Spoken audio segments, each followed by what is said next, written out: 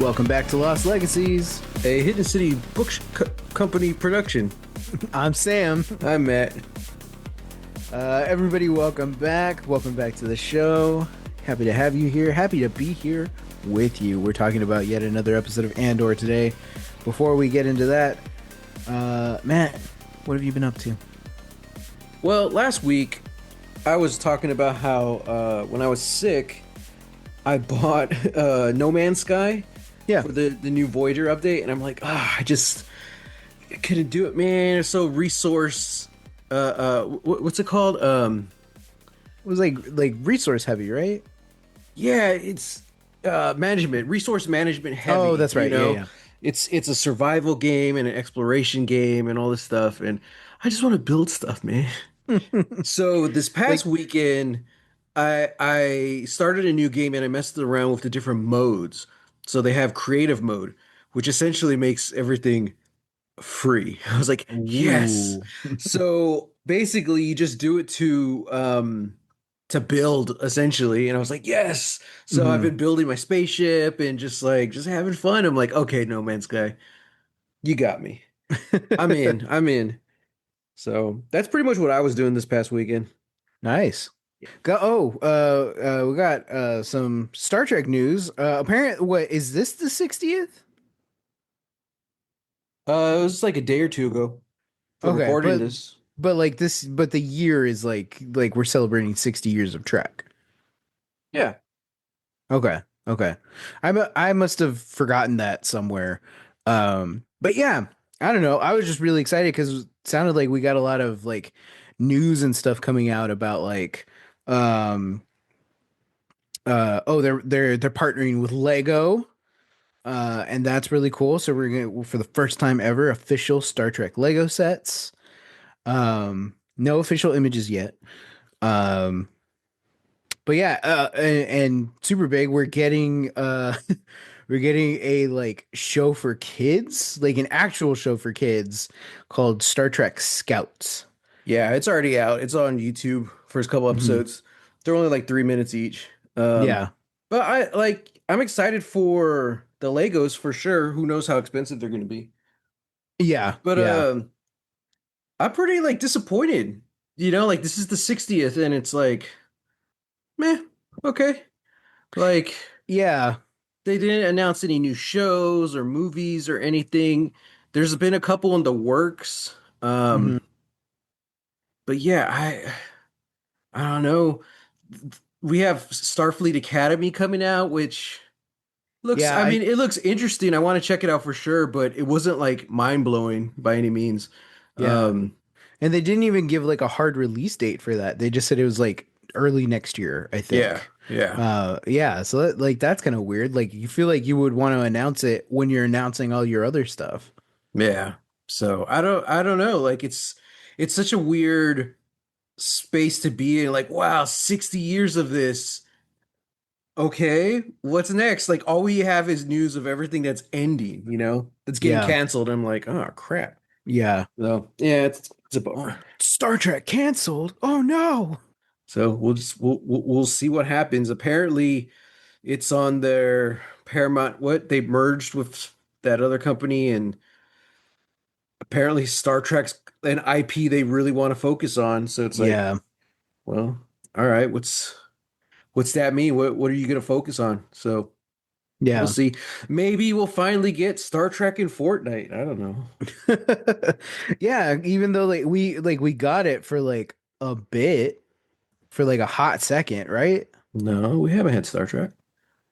Really? I There was thought. a like Kid Cudi kind of had a crossover. Oh, yeah, that's what I was thinking of. Yeah. Yeah, it was like I don't even know what it was for. Like he did a song Mm-hmm. in collaboration with Star Trek, but like it wasn't part of a show, it wasn't part of the Mm-hmm. movies. They just made like this custom little map in Fortnite, which in and of itself was okay, Mm-hmm. but there was an even smaller map which was on the Enterprise, and it's like Kelvinverse stuff. So I'm like, it looks cool, but it's like, all right, that's it. Yeah. I'm like, wow. I think maybe they were trying to gauge people's want for it. And I Mm, think that's the bad way to do it, 'cause especially then, like when that was when the whole custom Fortnite maps was still pretty new, and yeah. like nobody knew what to like where to go. Like I was actively looking for that map to play and I couldn't find it anywhere. Yeah. So like I had to go like look it up online. How do I find this map and blah blah blah. Like that should have been like front page thing, you know? This is a Hmm. collaboration with Kid Cudi and Star Trek. Like so I Yeah, it think should they have been made front and center. yeah, I think they made some shoes like Kid Cudi and Star Trek, but Mm, yeah, like I don't know. Very much like the 60th anniversary. I'm just like, so what are we doing? You yeah. know? Yeah. Uh, I feel like it's a lot of people celebrating it, taking credit, like, oh yeah, yeah, we're Star Trek, but they're not actually doing anything. They're not really collaborating. You know, like Yeah. tell us what's coming, what's new other than the Starfleet Academy show. Like I honestly don't know. Yeah. So that's a bummer. Yeah. Who knows? Maybe for 61, they'll be like, hey guys, we screwed up. Sorry. Yeah. Here's all this new stuff. Yeah. Yeah. Oh well. Uh well, really quick before we get into Andor, I want to talk about a little movie I watched the other day. Hmm. So I wasn't feeling good a couple of days ago. So I stayed home from work. Uh and I was just kind of bumming around, you know, I was watching a couple of things and I had a couple of hours to kill and I was like, okay, like let me go through my watch list and I found there was a movie that's been on my watch list for a long time. And I was like, is it today? Is it the day that I'm gonna put this on? And it was. I watched a movie called Molly and Max in the Future. Hmm. Now, I don't know if anybody knows about this movie. Uh, it came out 2023. Um, and it's essentially pitched as When Harry Met Sally, but in like the Futurama universe. Hmm. Okay. So it's a sci-fi love story that finds a man and a woman as they like kind of just drift in and out of each other's lives over 12 years, four planets, three dimensions, and one space cult. Hmm. And it's like it's good. It's good. It's fun. It's very low budget. I think like there were like two actors in there that I had to like look up because I was like I feel like I've like seen like at least one of you in something. One of the actors is apparently Ian uh Hamilton, and then another one was like a pretty like the not like a big comedian, but like they're a comedian, like they're like a comedic actor. But I'm also just like I don't know, like it's just so low budget. And yeah, I had a great time with this movie. This was such a good movie. And apparently, so like this is the director's first feature. They like he's done a couple of shorts. Um, but yeah, the whole like that was the whole conceit. Like he was, you know, locked up with everybody else, like in the pandemic, and he rewatched When Harry Met Sally, and he wanted to like kind of bridge the gap between a movie like that and his love for sci-fi. You know, because Hmm. he's always loved sci-fi, always, you know, Star Wars and all that. And yeah, he just went out and made this movie. I can't find any behind the scenes on this movie though. I went to their Wikipedia, there's nothing on IMDb, and I'm just like, I don't know how you made this movie. Like I want to know more. Um That's interesting. So this yeah. guy, he was on SNL for a hot second. Oh, okay. Aristotle Atari. I don't know if Okay. that's how you say it, but Okay, yeah, yeah, yeah. like wow. And then the actress, I don't.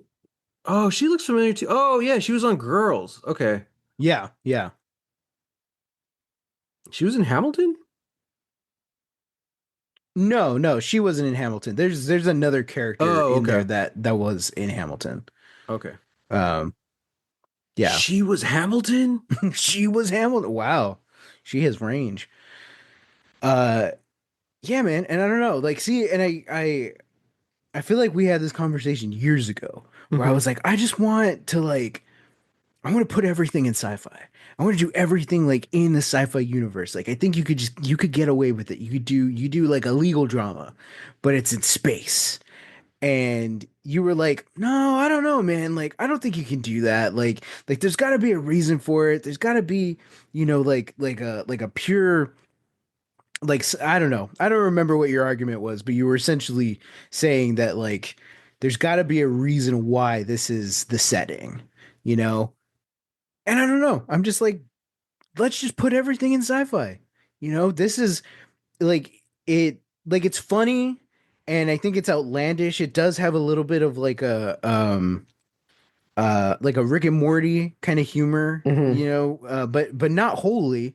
And then there's a certain point where you're just watching this movie and it's like, yeah, you have this kind of like shiny veneer of a science fiction story, but you're also watching a really good romance. You're watching a really good rom-com. Interesting. I don't know. I think I'm willing to give more leeway nowadays with the whole like me saying you have to have a reason to set something somewhere. Hmm. Um and I guess it I'm still on the fence about it, because I feel like the number one reason why we get like crappy adaptations of books or plays or even like other movies, it's because the people making them don't understand the source material, Yeah. you know? And the source material is it's always for a reason, you know? Hmm. What was the author going through when they wrote this book? What was their country going through when they wrote this book? And that's Yeah. how you can find the different reasons and influences behind their works.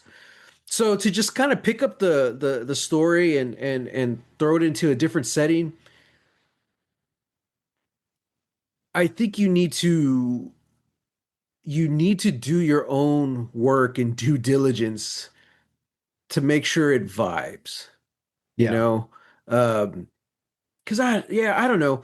I mean, I'm not gonna say that like it can't be or it's bad. I'm just saying like it's really easy to to make something that's bad that way, Yeah. you know? So I don't know. But I mean, I guess it all comes down to the project as well, because this I haven't seen this movie, but it sounds cool. It sounds funny. Hmm. Uh we've talked about it on the podcast before. I would love to see Titus Andronicus done as a Western. Yeah. And is there like what's the motivation behind that? It would be damn cool. Exactly. It would be damn cool. But yeah, so I don't know. I don't think it's impossible, but I almost think you have to do almost like twice the amount of work, Mm. than you Yeah. would normally. If you're going to set Romeo and Juliet in a different time period, you need to understand Romeo and Juliet in and out, you Yeah. know. Yeah. That's For why sure. my Romeo and Juliet story, it was a Romeo and Juliet. It's just loosely based off of the idea of like star-crossed lovers, you Yeah. know. But so yeah, I don't maybe that's even why Baz Luhrmann didn't really set it in reality. Yeah. It's still a fictional world he created. So I think there is something to that, just kind of picking up and moving. But also I think we've changed as a society. We've changed in what we want to see. Hmm. Um, a big part of that was just nerd culture is more accepted and like everyone's more um everyone's more open about the things that they like these days for the Hmm. most part. Hmm. And Game of Thrones was a big part of that. A lot of people were coming out and saying that like I don't give a damn about fantasy. And I am watching the show, giving a damn about fantasy. You know, Hmm. how they pull me in because it wasn't the fantasy aspects, and I'm like, yeah, like, okay, cool, cool. So I think maybe now we're more in a headspace where we're accepting of that. And also we're just smarter as far as audiences go. We Yeah. no longer need to, unfortunately, the studios don't realize that, you know, like trust your audiences, you know, and I think so. Yeah, I think it can definitely be done. And now Hmm. I'm interested. I want to check out this movie. So Definitely. yeah. Definitely. I highly recommend it. Uh, I I I don't know if I want to give it 4.5 stars or five. Hmm. That's where I'm at. I was like, That's high praise. That's high I praise. I really loved it. I really love it, and especially because it's so economical. It's like Hmm. there's the how, how do I describe this? There's hardly any sets. Like everything is set against like a blue screen, you Hmm. know? And because it's like, how do you do a sci-fi?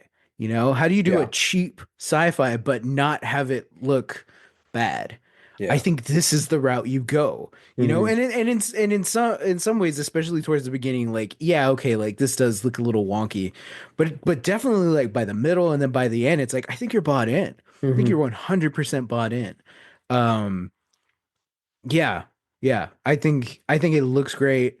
I would love to pick this guy's brain apart. Just like, how did you do it? Like Yeah. what was the process? Uh, and yeah, this is kind of like a huge like sort of inspiration for me where I was like, man, I don't know. It's like I feel like I'm at a point in my life where I'm like, I don't I don't know how creative I want to be anymore. you know Hmm.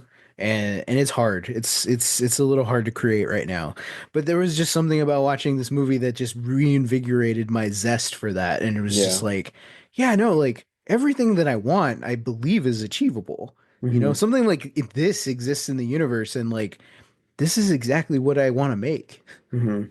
Yeah, So I think there's also something to be said for movies that are done well at such a low budget yeah. because it's like, oh, there's kind of the sense of like, oh, I could do that, Hmm. or I could see how that was done, Hmm. and it just kind of adds a little more movie magic to it. Yeah. There's a lot, especially when you look at the blockbusters these days, everything is all CGI and all this stuff, and it's just like, Hmm. okay, it kind of loses that magic. It's It's just yeah. fabricated.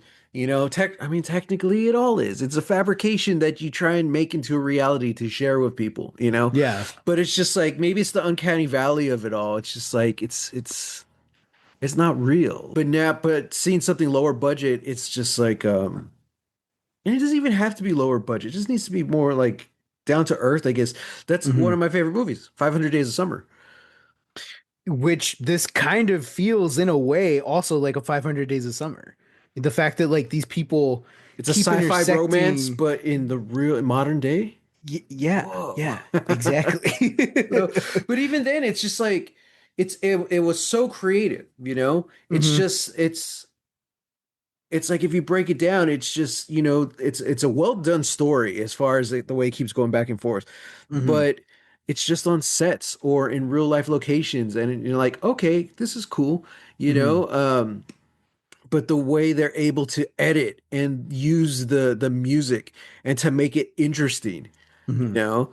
There's a lot of movies I've seen that are just real world comedies or whatever, and it's just I don't really think they're impressive on like a technical level. Hmm. Maybe it's the writing that's good or the acting or the improv. Um, that's also one of the reasons why I don't watch a lot of like comedy movies, just Hmm. because technically speaking, like I'm not really impressed. I love the acting though, and I can Yeah. appreciate good writing. So, but you see something like 500 Days of Summer and it's like, oh, this is interesting. Hmm. They did some really interesting stuff here on a technical aspect. So, and I think that's cool when you could see something done on a lower budget. where you could think about it technically. That's a big reason why I love that movie, Ink. Is that what it was Yeah. called? Yeah. Yeah, like it's not the best movie and it's not the best quality, but the fact that it was so low budget and it feels like it, and I'm just impressed, like, wow, you were able to do this with that? Mm-hmm. Like that is incredible. Mm-hmm. So like automatically it gets like an extra star or whatever in my book. So yeah, we're gonna have to watch that one day. Yeah. So all right. So, Well, yeah. put it on the S- watch list then. Sam recommends Molly and Max in the Yeah, Sam's future. recommends. All Right now, right. it is on Amazon and Tubi for free. So Oh, there you go. nice. Yeah. Very cool. But we're not here to talk about that. We're here to talk about more realism in sci-fi. Just, you know, a different kind of realism. We're talking about Andor season 2, episode 5. I have friends everywhere, which finds Cassian on Gorman, Cyril on Coruscant, and there's just problems all around. So, what'd you think of this episode, Matt? I loved it. I thought it was great. I really hope Cassian and Cyril cross paths on Gorman because it was just too Me too. convenient. It's just too convenient that they didn't cross. But let me see. I'm trying to remember. Oh man, what was it? Because I made several points last week that were addressed in this episode. I was like, oh, okay, that was cool. Yeah. Um, but I don't Oh, remember what one any of of them were. one of the big ones you pointed out was uh how much were they going to change the Tarkin massacre? Oh And yeah, yeah, so we officially have an answer, and I yeah. forgot about that completely. So they did change it to Moff Tarkin. So yeah, so that's Peter Cushing, the Tarkin that we know from the movies. Oh, okay. Because in the Because in Legends, it's his like grandfather or something. oh, interesting. Okay. Yeah, yeah, So yeah, so we did get confirmed that that is what the massacre was. That is what happened. I'm like, dude, what a good scene too. yeah. Like Diego Luna, man, he's such a good actor. So is Cassian Andor. Because he Yes. just slips into that character. What's his name? Like Varian Sky. Varian Sky. What a name, dude. Like that's so cool. And it fits that he's like a fashion designer. I'm Yeah. like, okay. So I loved the fashion, dude. I loved watch like that scene also because both him and like the bellboy, just the costumes were so good. I was like, wow, I Yeah. love this Gorman fashion. So also uh yeah, Cyril's in it, man, and he's loving it. Yeah, He's loving I was it. hoping he was gonna kind of be swayed, but it's still not too late. But man, to see the way he reacted to Heart of Gas, and he's like, does it ruin it if I say this is the greatest day of my life? I'm like, oh dude. Oh, Oh man. that boy has issues. Speaking about boys with issues, the kid, Oh yeah. he's doing drugs now too, just like Bix. Way to go, Saw. I Way to didn't think he was go. actually gonna breathe it in. I was just like, because like Saul gives that speech, and I'm like, okay, this is cool. Like, yeah, Hmm. Luthien isn't out here. The kid is, this is like the front lines, and like it was a cool speech. I thought it was gonna be. It's kind of interesting because I'm thinking like, oh, this kid just wants to get back, blah blah blah, and he's just Hmm. starting to realize he's like, no, like I am the rebellion at this point. Hmm. But then no, he literally takes the mask off. He starts breathing it in. I was like, oh, don't take it literally. Come on. But that was Saw's whole thing, like he's there, he's breathing it in because like that's who he is as a person, you Yeah. know, and that's like that's the seduction that like these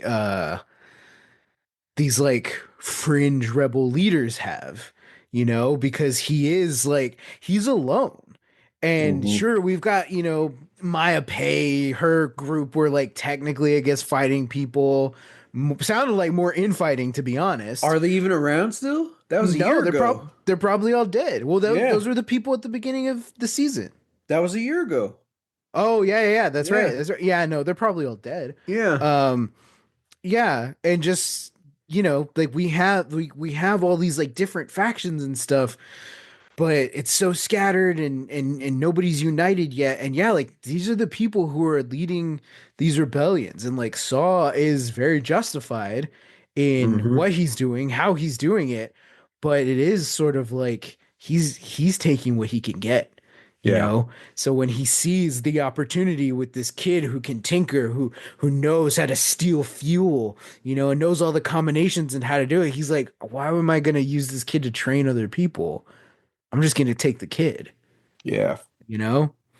Speaking of dead guys, that guy's dead now. The That one guy's who dead. apparently he was working with Empire is like, oh, dude, that's crazy. Yeah. That sucks. Yeah. Oh well. Because he seemed like a nice dude too. So like I thought that he was going to like warn the kid, like, hey, Saul's gonna like take you out. Yeah. But no, it turns out he was Empire. I was like, oh, Mm-hmm. damn. It shows what I Mm-hmm. know. Damn. Yeah. Wow. Uh, Scary. yeah. Speaking of scary, Deidre, man, it sucks Cyril only gets an hour home. You're just like, just an hour? Turn off the lights. She has a scary little snarl. Uh-huh. Turn off the lights. I'm like, no, no, thank you, ma'am. I'm gonna go stay at my mom's house. Eat some cereal. I, but hey, man, it- I don't know. If that's what you're into, If go that's for what it, they're Cyril. into, yeah. Go for it. Uh-uh. But this was very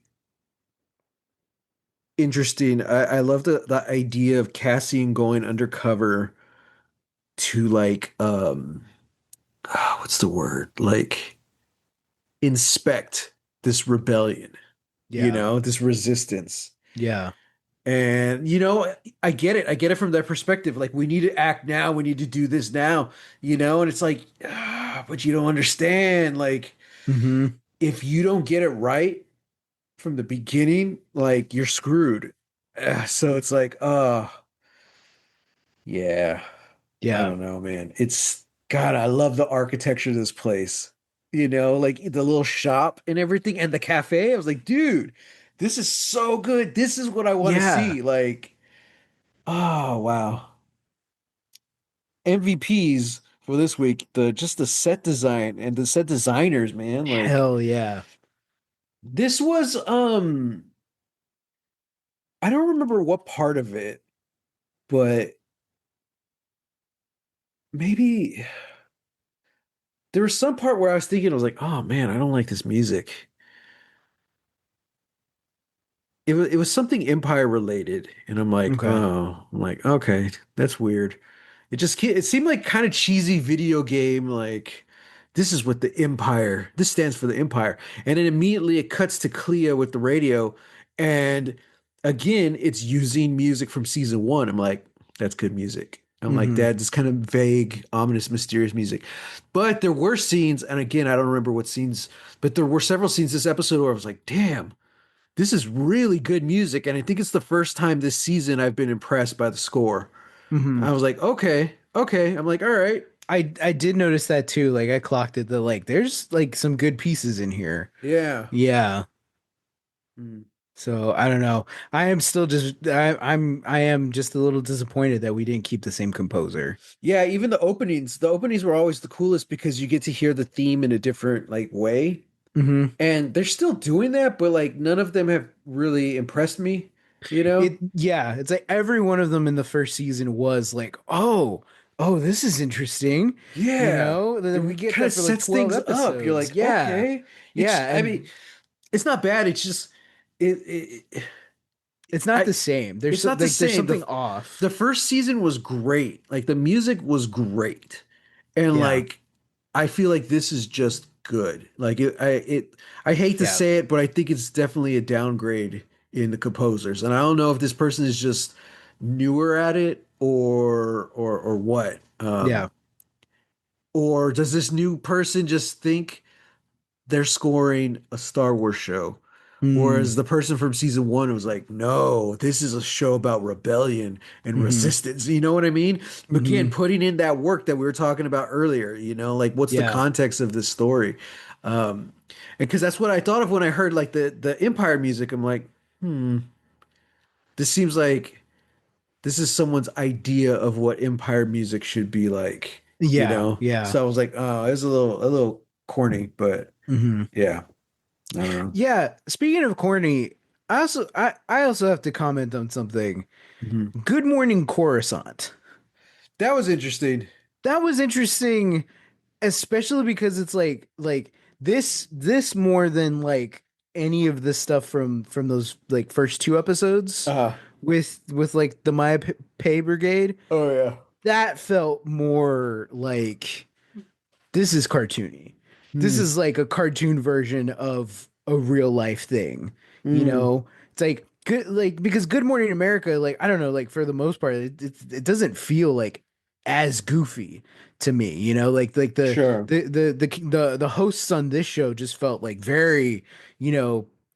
Flamboyant and oh, like, Hmm. well, where are we going for the ball? Like, oh, I'm going here. It's Hmm. like it just like it feels off to me. Hmm.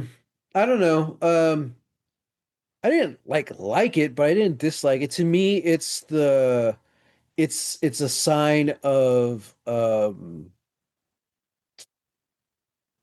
what's the word I'm looking for? It's a sign of what's the word I'm looking for? Not the end of the world, not the apocalypse. Give me something else. Um, Um, like decadence, no, no, no, no. debauchery. Yeah, no, but like coming to an end, like this isn't an apocalypse. This is Okay. like dystopian. You know, Mm. this was like RoboCop to me. This was like Okay. cyberpunk, Okay. and Okay. it's like what kind of entertainment would survive? Yeah. I mean I'm still surprised that they I guess I never really thought about it. I thought a lot about entertainment in Star Trek because it's this Hmm. kind of perfect utopian world and it's like, well, and also with all the holodecks and stuff, it's like would they still have movies? Like we don't Mm. really have any movies in the Star Trek universe. They Yeah. reference old sci-fi shows. But yeah, so like I don't know, but like the Star Wars universe is the opposite. It's constantly in this like struggle. And I was kind of thinking, oh, maybe it would be more uniformed. It would be more like I don't know, like the news stuff from the first Batman movie which just seemed like Oh. it Yeah. was just Yeah. normal newscaster stuff. It just fit that world, that Gotham. Yeah. But at the same time, you even look at the Hunger Games. Look at how flamboyant everything is, and I think there's something to be said about That's uh, true. the pomp and circumstances and like the illusion of decadence, Hmm. and like, hey, everything's grand and rich, and we're having a gay old time. In Hmm. reality, you're all losing your rights. You know what I mean? Yeah. So yeah, that's kind of what I felt like this was. As soon as I saw the colored hair, I thought of Stanley Tucci, you know. So I was Oh, yeah. like, Yeah. I'm like, oh, okay, so that's what that kind of reminded me. Also, we see it in Bix's apartment, which is very Blade Runner. So I'm like, Yeah. okay, that's interesting. I may, oh God, is that our future? Is that our Is future, Matt? That's our current. is That that? feels like that's where we're at right now. Oh You know? man, not yet. Well, if you look at like reality TV and how many people consume it, I would agree with you.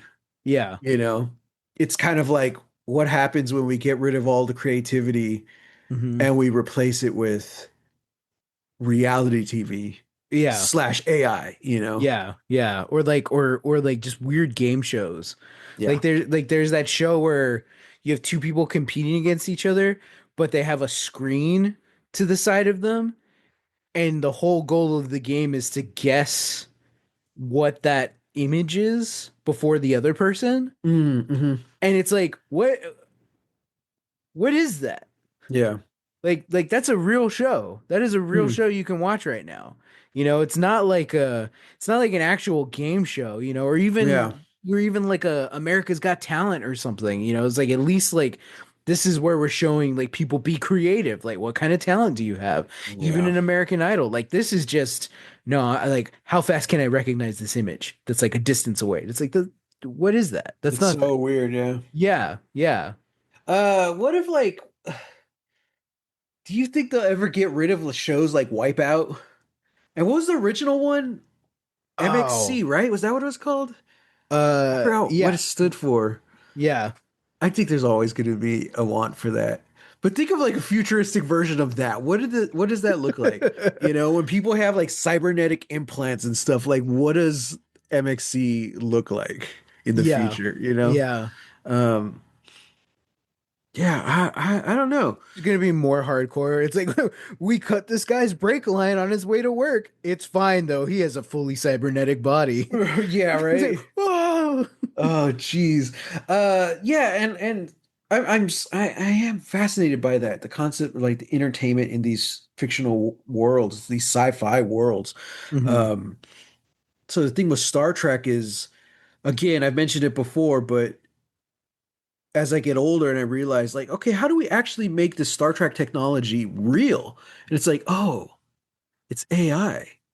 They probably had Yeah, no idea what AI was when they were writing these episodes, but like this would be AI. And when you think of it in that context, it's like, oh, maybe that's why there's no movies because nobody wants to watch them. yeah. You know, also when you have the holodeck and you can literally create these fictional worlds around you, Hmm. who's gonna go watch movies? Or Yeah. maybe, and again, this is real life, Matt. I've always said the future of movies is video games because Hmm. as we push for 3D and VR interactive experiences and all it takes is just one action. An example I always use is I remember they did sorry if I've brought this up before, they did I forgot what it was called, but you can watch movies with like 360 degrees. So Oh yeah, like yeah. one of the big ones, they released like a certain like technology you could do this with in certain amount of movies. The only one I remember is The Godfather. So you could put the headset on and you're literally in uh The Godfather, Marlon Brando's office.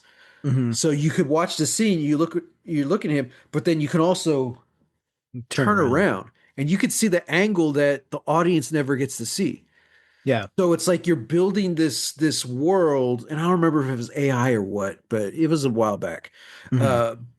They're building this world that you never actually see when you're watching the movie The Godfather, you Hmm. know? And I'm like, wow, that's crazy. That's like the holodeck. All you need is like, because it's like, well, what's next? You're just gonna be standing there watching The Godfather? You know, are you gonna be sitting in a chair watching The Godfather? Like, as Hmm. people are shooting each other, as the guy finds the horse head in his bed, you know, I'm like, what's next? It's like all you need is one person to be able to reach out to Marlon Brando's desk and move the pencil, and Hmm. boom, like movies are gone. You're now in video game territory, you Yeah, know, yeah. when you're able to alter your surroundings. And to me, that's kind of the route Star Trek probably goes. So Hmm. I have no, like, there probably are movies, but they're more like video games. And you probably have your auteurs. So you have your Guillermo del Toro, who's like, he makes these really cool stylized holodeck experiences for you. You know, Yeah, it's like, oh, yeah. okay, you get to direct it or you get to be the main star in it, you know, stuff like that. So there are no movies in Star Trek universe. You just have holodeck experiences, you know, Yeah. or just sex. The more I watch Deep Space Nine, I'm like, wow, everyone just uses these things for sex. That's it. Like Yeah, probably. in TNG, it's always kind of like iffy, and you're like, I wonder what you could do with these. And then no, DS9 is like, no, it's for sex. And I'm like, oh, Yeah. okay. Okay. Yeah. There's no subtlety there. I'm like, all Yeah. right. Yeah. So Um, so in Star Wars, I don't know, because it's more of this like kind of fascist state who I don't know would give the people that kind of access, that kind of technology, you know, of AI. And yeah. Yeah. it's too restrictive. So I think that's kind of why you get the more fake flamboyancy and partying aspect to show like, hey, isn't everything just so good? That's true. That's true. Yeah. In in Avatar, The Last Airbender, two examples that really remind me of that. There's a whole there's a whole arc in season two where they have to go to the Earth Kingdom. Hmm. The Earth Kingdom is landlocked, you know. There's no access to sea, all that stuff. It's where the empire of this kingdom exists. Well, it's blocked off into like different like sections. So obviously, the lower tier, the tier that's closer to like this big wall. It's a very walled in city. Um, it's all kind of like lower classes. The Hmm. middle is definitely like a lot fancier, more artisan kind of base. This is sort of where the higher class trades are. And then of course the center is where like the rich people and the elite are, and that's where the emperor is. Um and our characters, like, they're essentially refugees. They're coming into the kingdom, and they're just like, hey, like, like, we're like, it's crazy out there, the Fire Nation, like they're going crazy, but we we're here, and we need your help, blah blah blah. And the very first thing that they're met with by a designated official is that there is no war. There is no war Hmm. in Ba Sing Se. And they're like, Hmm. what are you talking about? And it's like, yes, there is. It's like, no, like, there is no war here. And yeah, technically, because the war hasn't come to the Earth Kingdom yet, but at least like their portion of the Earth Kingdom, but they also don't talk about the war within the city. And then you start seeing like how, like, oh crap, this is a fascist state. We just don't know it yet because the emperor is a putz, and essentially like the Secret Service are the ones that are running the show. They're like, they hoard all the information. They're brainwashing citizens to make sure um that they don't talk about these things. Hmm. And then later in the show, in season 3, when they go to the Fire Nation, they put on, it's one of the best episodes. They put on our group goes incognito to watch a play about Avatar. And it's great because That's it's so cool. essentially it's essentially a clip show, but you have different actors playing and recreating the events of the show as recounted by the Hmm. people who lived it across the world, blah blah blah. So they're laughing, they're critiquing the whole thing, and then it ends, because this is before the end of the show. It ends where the Avatar Aang is defeated by the Fire Lord, Mm. and they're like, wait, what's going on? And it's all like, it's a play, and we've been laughing, hee hee and ha ha the whole time. And then you're like, oh, and then you remember you're in the Fire Nation. You're Yeah. in the capital of the empire. They're not gonna put out some kind of happy feel good story about this. The happy feel good story is that the emperor of our land, who is supposed to do good for us, squashes the rebellion, Mm. you know? And that's seen as a good thing. So for me, So is it more like propaganda, oh, 100%. like this is what's going to happen, Yeah. or okay, Yeah, so because like they're not saying this is what actually happened. yeah. Oh yeah, because this is like 4 episodes from the season finale. Like, our heroes are living in secret in the Fire Nation because they're about to launch their attack, and they end up going to this play, Yeah, and they see the play. but basically this is propaganda. It's not just a downright lie. This is the way it happened. So people know who the Avatar is, or they have an Oh yeah, yeah. idea of the Avatar, and it's still out there. Yeah, yeah, yeah, yeah. And they're Interesting. like, this is how it's gonna go down. Yeah, yeah, yeah. Yeah. That's interesting. Yeah. Wow. So it's real interesting because it's like, it's telegraphing like, these are the stakes. Like, you Yeah, have to remember, like, you as the audience, and then you, the character, have to remember this is where you are, and yeah. these are the stakes. It's like, yes, we're all kids having a good time trying to be kids in the middle of a war, Hmm. in the middle of this empire that is spreading out across the world. Yeah. And yeah, yeah, it's terrifying. So yeah, I think Yeah. I think if anything, Palpatine would have some kind of influence within like the arts, and that would kind of be You if there say it. ever was, like anything, like any sort of, because like we know that there are operas, right? But we don't really know like how far down it goes. Like, are there plays? Are there like To quote hollow Elijah movies or Wood talking whatever? about the last Skywalker, is that what The it's Rise of called? Skywalker? Rise of Skywalker? Yeah. How would we know? How would How we would we know? know? Yeah. Like this is my thing about the Emperor and Star Wars. And like as great as this show is, it has the worst villain, you know? Like fascism is the enemy in Andor, you know? And I'm like, Yeah. okay, all right, that's cool. But Star Wars is just like just an evil dude wanting to do evil things. Like it's just he's such a one-note villain who somehow has returned. Yeah. You Yeah. know, like I don't get it. And like so to say that he would have a hand in the arts, I'm like, how do we know? But knowing Palpatine from the prequel movies, I'm like, you know what?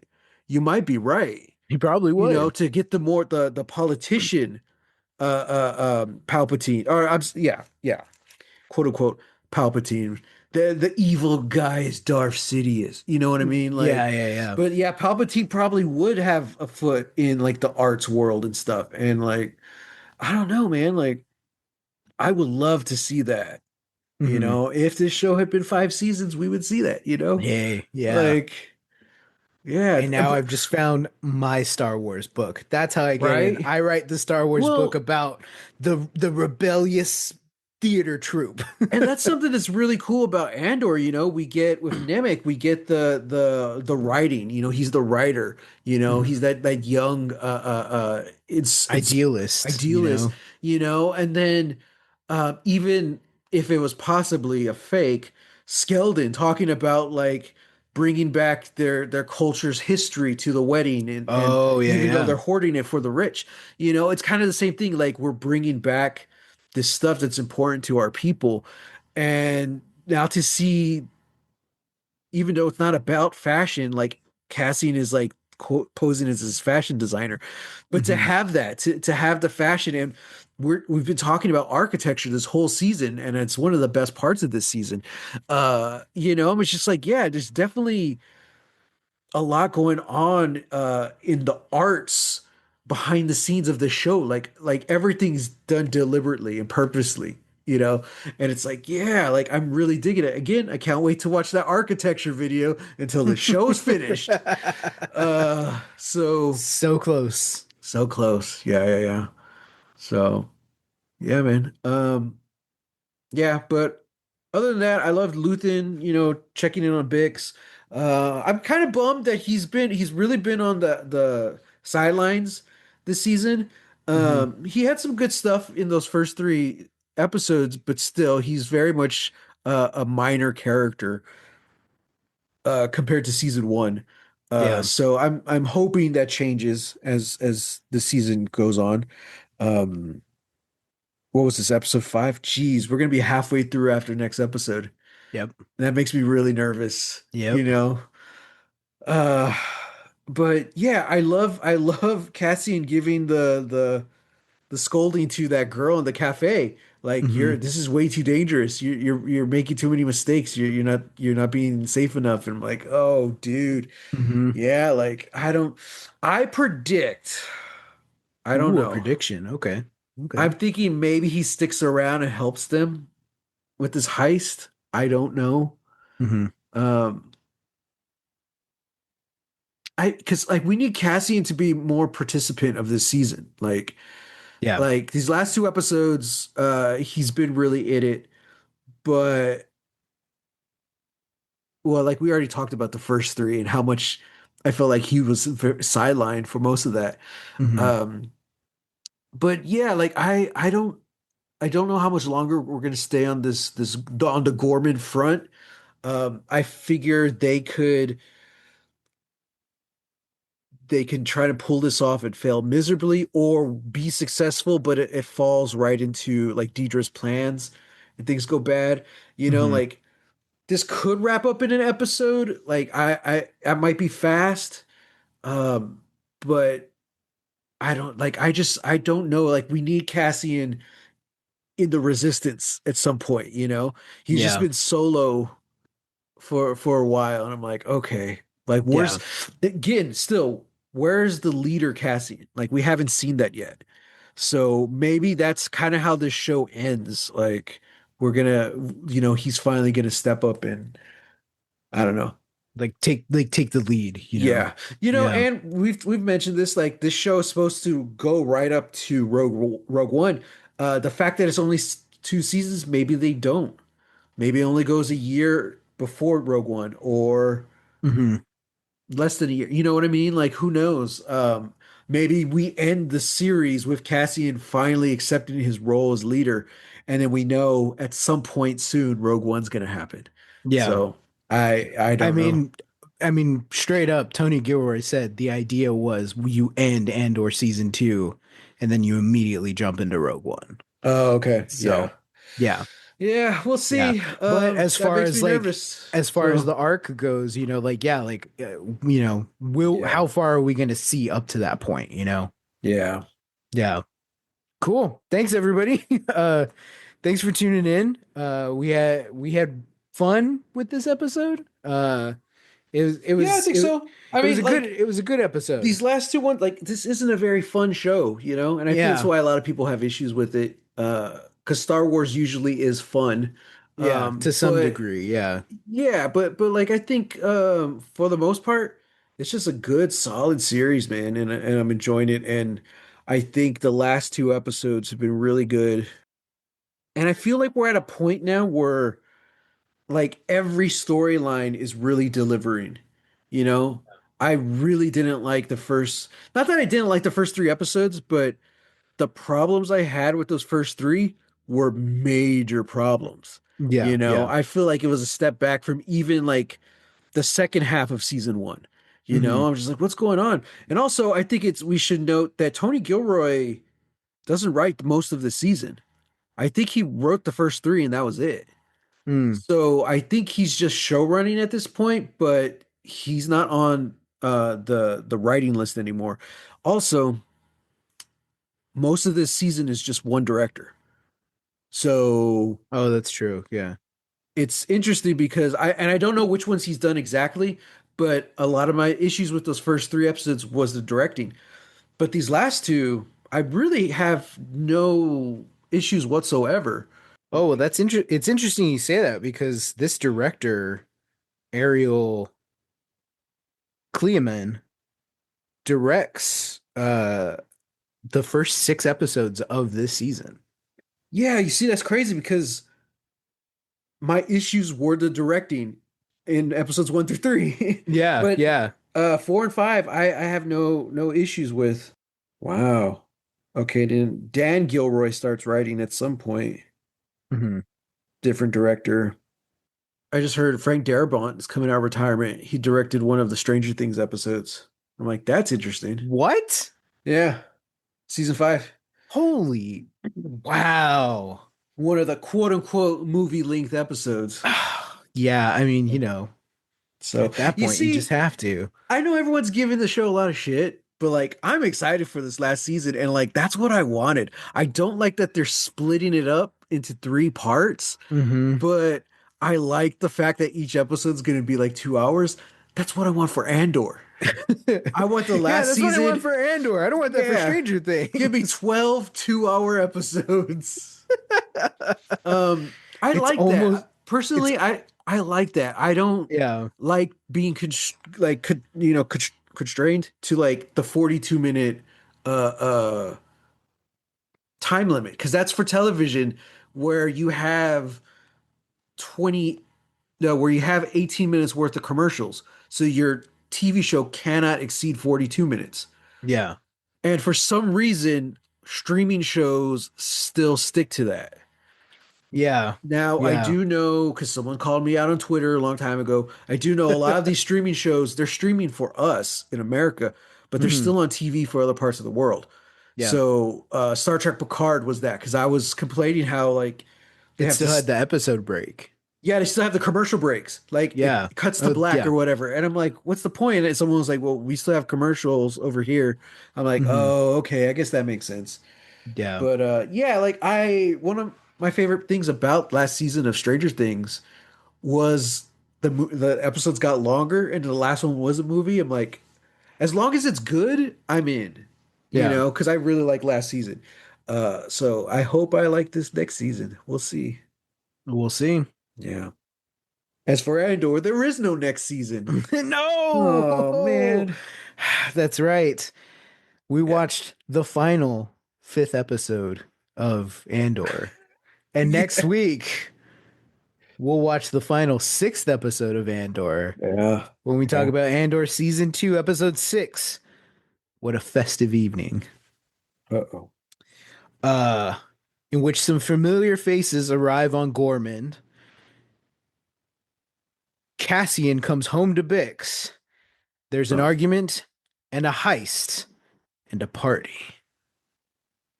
that's interesting. Okay, so he probably won't be involved in the Gorman thing then.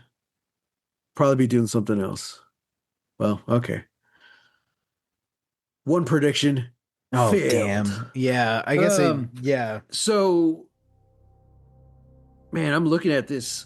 Things are gonna get nuts, guys, next couple weeks because once we get to October, we're gonna be watching Andor and watching spooky movies. So brace yourselves, everyone.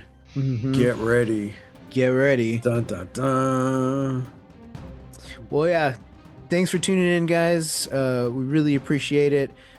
Keep tuning in for our next batch of Andor episodes and for Halloween, where we do our spooky movies.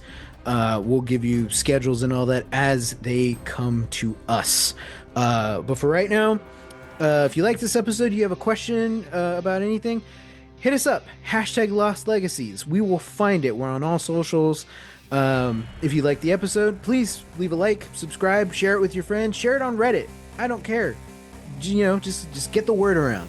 And yeah, as always, you can find me on Instagram and Threads at Real. That's REL Texas Weirdo. Yeah, and I'm on Instagram and Threads at Holy Hand Grenade of Antioch, and on BluSky at Matthew Jimenez. Alrighty, well then, until next time, everyone, Fight the Empire.